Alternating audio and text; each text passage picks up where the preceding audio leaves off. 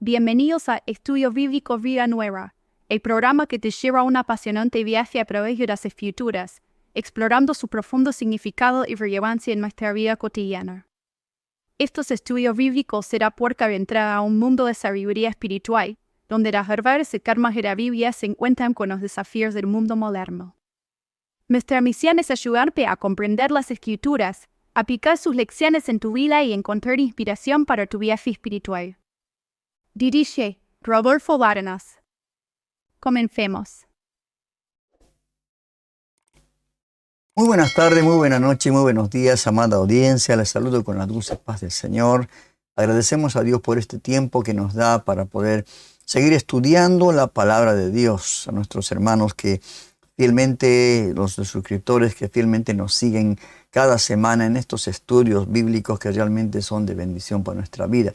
Y también tenemos que aplicar a nuestra vida, porque no tiene sentido escuchar, aprender, llenarse de conocimientos y después no apliquemos, no compartamos con otros la palabra de Dios, ¿verdad? Estábamos haciendo el estudio del libro de Pablo, de la epístola de Pablo a los Gálatas, a las iglesias en Galacia, y ya hoy terminamos este libro, con el capítulo número 6. El libro de Gálatas tiene 6 capítulos. Y este capítulo tiene 18 versículos. 18 versículos y hoy llegamos al último capítulo de la carta a los Gálatas. Un cierre lleno de sabiduría práctica, ¿no? Exhortación pastoral y una reafirmación clara del evangelio de la gracia. Esto es importante. En este capítulo 6, el apóstol Pablo nos recuerda de la libertad cristiana. Esta no es egoísta, no es aislada, sino que se vive en comunidad, con humildad, responsabilidad y amor. No bien el capítulo 1 dice que si otro creyente está dominado por algún pecado, ustedes que son espirituales, deberían ayudarlo a volver al camino recto con ternura y humildad. Mire usted las palabras de Pablo, ¿no es cierto? Y Pablo comienza este capítulo 6 con estas palabras, que si encontramos a un hermano sorprendido en alguna falta, ¿no es cierto? Entonces nosotros que somos espirituales, que nos creemos ser espirituales muchas veces, debemos de restaurarlo con espíritu de mansedumbre, dice. ¿Y por qué con ese espíritu de mansedumbre? Porque podemos caer en lo mismo, ¿no? Y el apóstol Pablo dice que aquel que esté seguro, mire que no caiga, ¿no? Acá vemos el corazón, en estos versículos, el corazón pastoral del evangelio, en este capítulo 6. No condenar, ¿no? Sino restaurar, no aplastar al caído, sino levantarlo con gracia. Esto nos está aconsejando en este capítulo 6 el apóstol Pablo. Luego viene un principio fundamental de la vida cristiana. Es el de sobrellevar los unos las cargas de los otros y cumplir así la ley de Cristo. Qué interesante, hermano. Porque en este caso Pablo nos está enseñando a ser solidarios, a ser empáticos, donde no vivamos para nosotros mismos, ¿no? Sino para edificar al otro, para ayudar al otro. Esto es importante porque eso el Señor nos enseñó. Esta es la verdadera libertad, hermano. A veces pensamos que libertad es hacer lo que nosotros queramos hacer. No, la verdadera libertad es esta: servir con amor, ayudar al débil, caminar con el que tropieza, ayudarlo a levantarse. Esto nos está enseñando el apóstol Pablo. Pero también no solamente nos enseña esto, sino que a través de este capítulo 6 nos advierte sobre el peligro del orgullo espiritual. Ah, el orgullo espiritual, qué tremendo que es esto. Porque dice, porque el que se cree ser algo, no siendo nada, a sí mismo se engaña. ¿Cuántas veces nos ha pasado esto, no? Ese orgullo espiritual de creernos más que los demás, ¿no? Y no nos damos cuenta que somos pobres espiritualmente muchas veces, ¿no? Ahora, la fe que no se acompaña con humildad, otra de las verdades que el apóstol Pablo expone, y su autoevaluación de cada uno, es superficial.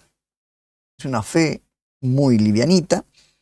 Por eso cada uno debe examinar su propia obra, sus actitudes y asumir su responsabilidad sin compararse a otros. Sin decir yo soy mejor que el otro, no compararse. En esto consiste. Ahora, este capítulo 6, que ya es el último capítulo, habla de unas verdades muy hermosas. Quisiera que usted lo vuelva a leer. Este capítulo también aparece al principio. En este capítulo aparece el principio de la espiritual de la siembra y la cosecha. Podemos ver en este sentido, ¿no? Por eso dice el apóstol Pablo, todo lo que el hombre sembrare, eso también segará. Todo lo que el hombre sembrare, esto también segará. Y Pablo nos recuerda, hermanos, que nuestras acciones tienen consecuencias. Tienen consecuencias. Todo lo que sembramos, en algún momento vamos a cosechar. Por eso sembrar para la carne, hace esta mención Pablo, produce, dice, corrupción. Pero sembrar para el espíritu produce vida eterna. Por eso hay el fruto del espíritu y las obras de la carne, ¿verdad? Ahora, es una invitación a la perseverancia en el bien. Que nosotros busquemos siempre de hacer el bien. Incluso cuando no vemos resultados inmediatos. Esto es importante, ¿no es cierto? Por eso dice, no nos cansemos pues de hacer el bien, porque a su tiempo segaremos y no desmayamos. La perseverancia en el hecho de hacer el bien a otras personas, ¿no es cierto? Y la carta concluye con una exhortación a hacer el bien a todos. Hay que hacer el bien a todos. A todos. No importa si es a un enemigo, mejor todavía. Pero dice hacer el bien especialmente a los de la familia de la fe. Mire usted. O sea, nuestros hermanos en Cristo. Por eso la vida cristiana no es una teoría. No es teórica, es práctica. Es diaria, es relacional. ¿No es cierto? Eso es importante. O sea, amor en acción. Amor en acción. Finalmente Pablo, ¿no?, retoma la pluma y escribe como dice, con letras grandes los escribo, como para haciéndoles recordar que esto es importante, ¿no? Dejando claro que el verdadero mensaje de la carta, no importa la circuncisión, ni ningún otro rito externo, sino ser una nueva criatura. Y dice, no, de modo que si alguno está en Cristo, es una nueva criatura. Las cosas viejas pasaron. Y aquí todas son hechas nuevas. Él mismo dice que no se gloría en otra cosa que en la cruz de nuestro Señor Jesucristo. Él no se gloría. Él se considera como el último de los apóstoles, de los cristianos, ¿no? Es una declaración de Pablo de una total entrega. Total entrega, ¿no? La cruz no es solo el símbolo de nuestra salvación, esto tenemos que entender muy claramente, sino es el camino de nuestra vida cristiana. Por eso el Señor decía en una oportunidad que aquel que quiere ser su discípulo tiene que negarse a sí mismo, tomar su cruz cada día y seguirlo. Es importante. Por eso muchos no quieren compromiso. Por eso muchos están ahí como espectadores simplemente. Y esto no tiene sentido, porque Dios nos va a pedir un día cuenta de todo lo que realmente tenemos que hacer, ¿no? Y también el apóstol Pablo lo habla muy claramente, que la salvación no es por obras, sino es por gracia, ¿no? Y el capítulo 6, que ya estamos por terminar hoy, termina con una hermosa bendición. Una hermosa bendición. Dice, la gracia de nuestro Señor Jesucristo sea con vuestro espíritu. Mire usted el término, el final saludo de Pablo. Una vez más Pablo nos recuerda que todo empieza y termina con la gracia. Todo empieza y termina con la gracia. Por gracia sois salvos, no por obras, no con la ley, no con el mérito humano, no con ritos, sino con la obra poderosa de Cristo en nosotros. Esto es importante. Por eso hoy con este poderoso capítulo, hermanos, el capítulo 6, y que la Biblia es poderosa en realidad, ¿no es cierto? Pero cerramos nuestra travesía por la carta a los Gálatas. Damos esta situación y ahora vamos a escuchar a estos invitados que nos van a profundizar estas verdades tan necesarias para la iglesia de hoy en día. Yo he dado un pantallazo así superficial, muy rápido, pero ellos nos van a explicar con más claridad lo que es el mensaje de este capítulo 6, por el cual Pablo realmente fue un instrumento realmente importante en las manos de Dios. Y estas verdades necesarias porque nos enseñan cómo restaurar al caído, cómo estamos sembrando en nuestras vidas, dónde está nuestra gloria, en la carne o en la cruz. Todo esto que nos en esta charla vamos a poder aprender también, ¿no? Así que te invitamos con nosotros, siéntate cómodo en tu living, en tu comedor, donde quiera que te encuentres, y está atento a esta charla, a este diálogo que van a realizar estas dos personas invitadas, para que podamos poner en práctica, porque esto es lo más importante. Porque si tenemos conocimiento y no practicamos, no tiene sentido esta situación. Así que vamos ya a este diálogo acerca del último capítulo del libro de Gálatas. Bueno, empecemos. Este mensaje, habla de la verdadera libertad que tenemos en Cristo. Es decir, Cristo realmente nos ha liberado. Sí, y se enfatiza que debemos permanecer libres evitando esclavizarnos de nuevo a la ley, ¿no crees? Exactamente, y la idea es que si dependemos de la circuncisión o de cumplir la ley de Moisés para ser justos, entonces, Cristo pierde completamente su poder en nuestras vidas. Entonces, básicamente, se nos advierte que confiar en rituales externos nos coloca bajo la obligación de obedecer toda la ley, lo cual es una especie de trampa espiritual. Así es, y hay una repetición enfática. Si intentas alcanzar la justicia ante Dios simplemente cumpliendo la ley, ya has quedado separado de Cristo y, en consecuencia, has caído de la gracia de Dios. Interesante, porque eso nos muestra que la salvación no se alcanza por medio de obras externas, sino por la fe en la cruz de Cristo. Exacto. Y aquí es donde entra el segundo gran tema, vivir por el poder del Espíritu. Una vez que depositamos nuestra fe en Cristo, ¿de qué sirve la circuncisión? La verdadera clave es la fe que se manifiesta en amor genuino. Sí, justamente es una invitación a dejar atrás cualquier práctica que, en lugar de acercarnos a Dios, nos esclaviza a normas que ya no tienen cabida en la libertad espiritual.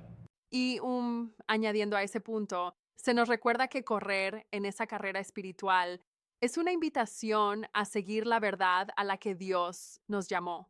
No fue Dios quien nos detuvo, sino una falsa enseñanza, algo así como un poquito de levadura que contamina toda la masa.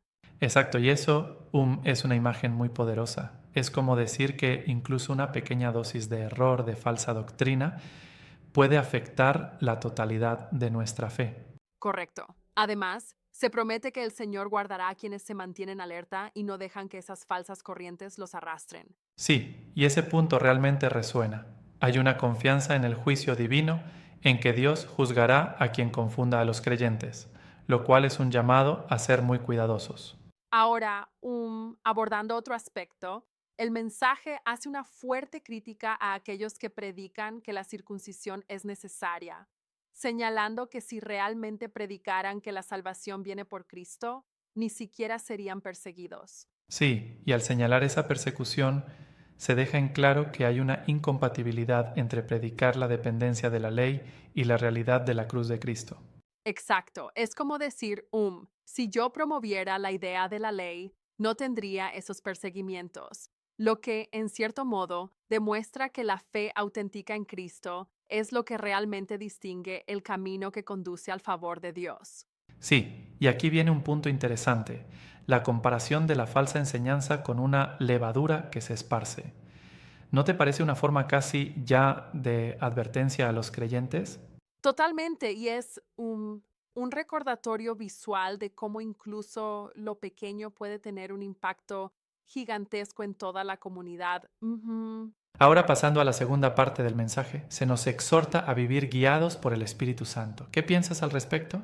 Pues, vivir por el Espíritu significa dejar de lado los impulsos de nuestra naturaleza pecaminosa, esas que nos empujan hacia la inmoralidad, la impureza y demás pasiones negativas. Ujú. Y de alguna manera es un contraste directo. O vives regido por el Espíritu, o bien caes en las prácticas destructivas que se enumeran en el texto. Exacto. Y lo interesante es que se detalla el fruto del Espíritu: amor, alegría, paz, paciencia, gentileza, bondad, fidelidad, humildad y dominio propio. Es un catálogo de virtudes sin leyes prohibitivas. Así es un modelo de vida que invita no solo a evitar lo malo, sino a cultivar activamente lo bueno, a contrastar la tendencia natural de autodestrucción. Correcto. Y hay una invitación a usar la libertad otorgada para servir y apoyarse mutuamente en amor, en vez de perseguir deseos egoístas y destructivos. Sí, yo veo esto como una especie de contrato espiritual. Nuestra libertad no es una licencia para el descontrol, sino un llamado a vivir de forma responsable y con amor. Totalmente. Y aquí es donde también se plantea una advertencia. Si uno se deja llevar por esos deseos pecaminosos, como la inmoralidad sexual, la idolatría o la ambición desmedida, se expone a la destrucción personal y al rechazo del reino de Dios. Ujú. Y es interesante cómo se contrasta esa lista negativa con el fruto positivo del Espíritu, que representa una vida plena y virtuosa. Exactamente. Es como poner en perspectiva dos estilos de vida muy opuestos y nos obliga a reflexionar sobre qué camino realmente queremos seguir. Pero ¿no te parece que hay cierta tensión en la enseñanza? Por un lado se habla de libertad y por otro se señala la necesidad de no abusar de esa libertad. ¿Cómo lo ves? Esa es una buena observación. Es una tensión inherente en la libertad cristiana. Somos libres, sí, pero no para satisfacer nuestros deseos egoístas, sino para amar y servir a los demás. Hay que usar esa libertad de forma constructiva. Sí, es como tener la llave de una casa.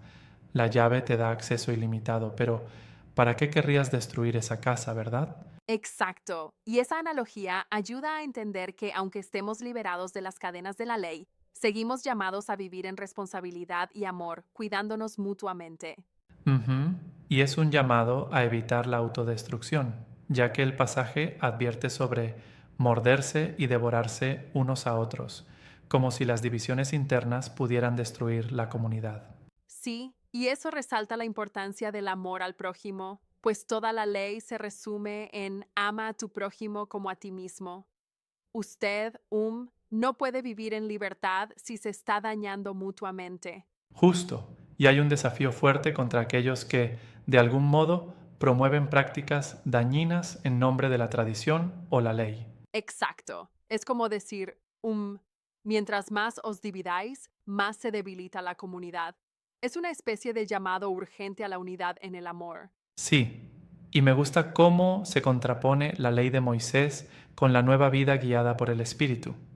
Es una transformación profunda en la que lo externo pierde relevancia ante lo interno y espiritual. Así es, la verdadera transformación no se basa en prácticas rituales, sino en una vida interior llena del fruto del Espíritu, algo que se evidencia no solo en creencias, sino en acciones concretas de amor. Ujú. Y de nuevo se enfatiza que el cambio interior es lo que define la nueva identidad en Cristo, y se rechaza cualquier forma de legalismo que divida y lastime a la comunidad. Exactamente, en resumen, este mensaje nos insta a vivir en la libertad que Cristo nos otorga, a rechazar la esclavitud de la ley y a dejar que el Espíritu Santo nos guíe hacia una vida de amor, servicio y unidad. Sí, es un llamado profundo y muy desafiante. Es recordar que la verdadera justicia y salvación vienen de la fe y de un corazón transformado por el Espíritu, no por ritos externos. Y reflexionar sobre esto nos invita a vivir con responsabilidad, pues la libertad en Cristo es, en definitiva, una invitación a construir comunidades basadas en el amor y el respeto mutuo, algo que todos podemos perseguir día a día. Bueno, ha sido una discusión muy enriquecedora y creo que todos podemos llevarnos una lección poderosa de este mensaje: vivir guiados por el Espíritu y en la verdadera libertad que solo Cristo nos ofrece. Así es, gracias por acompañarme en este análisis y espero que todos podamos aplicar estos principios en nuestra vida diaria. Sin duda, es un recordatorio de que la fe auténtica se vive en comunidad y en amor, evitando caer en prácticas que nos alejen de ese ideal. Gracias por esta conversación tan enriquecedora. Qué hermoso, hermanos, este diálogo, ¿no? Que tuvieron estas dos personas hablando acerca de este capítulo 6 de Gálatas. Este capítulo 6 que tiene verdades profundas, pero lo importante, ¿no? De poner por obras, de practicar todo esto. Porque si no, cae en saco roto. Y muchas veces nuestra vida está vacía. Hay una espiritualidad muy liviana, muy débil, muy floja, ¿no? Donde nosotros no podemos producir el fruto del Espíritu. Donde el Espíritu no puede en nosotros obrar. Agradecemos a Dios por este tiempo que nos ha dado para estudiar este libro, el libro de Pablo a los Gálatas. Qué hermoso, desde el capítulo 1 hasta este capítulo 6. Y les invitamos para el próximo libro. Vamos a ver en la siguiente semana el libro de los Salmos. Este libro nos va a llevar mucho tiempo porque son 150 salmos, pero vamos a estudiarlo de una manera diferente, distinta de lo que hay tantos estudios bíblicos ahí por las redes, ¿no? Vamos a estudiar de una manera distinta. Les invito para la próxima semana porque empezamos ya con el Salmo número 1. Son 150 salmos, así que estemos preparando nuestra vida, nuestro corazón para poder recibir a través de los salmos, a través de este cancionero del pueblo de Israel, podamos recibir las bendiciones también que Dios tiene para cada uno de nosotros. Y bueno, les damos las gracias por este tiempo, por este viaje a través de la Biblia y por realmente acompañarnos en estos estudios que son de bendición y beneficio para nuestra vida espiritual. Los espero la próxima semana con el libro de los Salmos. Que Dios le bendiga. Hemos terminado el estudio de hoy. Solo nos queda poner por obra todo aquello que vimos en este capítulo. Nuestro propósito es no solo conocer la Biblia, sino poner en práctica para tu crecimiento espiritual. Los invitamos para el siguiente estudio de la Palabra de Dios por el canal de YouTube y Facebook.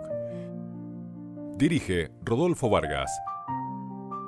Hasta la próxima.